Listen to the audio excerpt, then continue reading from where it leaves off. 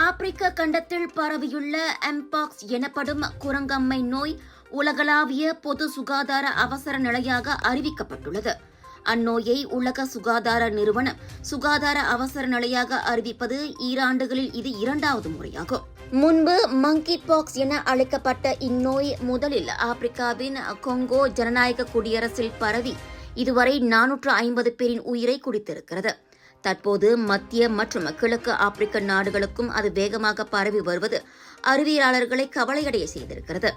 ஆப்பிரிக்காவில் இவ்வாண்டு இதுவரை மட்டுமே 17,000க்கும் மேற்பட்ட குரங்கம்மை பாதிப்புகள் பதிவாகி 517 இறப்புகள் ஏற்பட்டுள்ளன. உலகளவில் 13 நாடுகளில் இந்த எம்பாக்ஸ் தொற்று பரவி இருக்கிறது. ஆப்பிரிக்க கண்டத்தை தாண்டி அது மேலும் பரவாதிருக்க உலக நாடுகளின் கூட்டு ஒத்துழைப்பு அவசியம் என WHO சுட்டிக்காட்டியது. உடலுறவு, தோலிலிருந்து தோல் தொடர்பு, மற்றவர்களுடன் நெருக்கத்தில் பேசுவது அல்லது சுவாசிப்பது போன்ற நெருங்கிய தொடர்புகளின் மூலம் இந்த எம்பாக்ஸ் பரவுகிறது. வழக்கமாக அது பக்க விளைவுகளை ஏற்படுத்தாது. ஆனால் அரிதாக நடக்கும் சம்பவங்களில் ஆபத்து ஏற்படலாம்.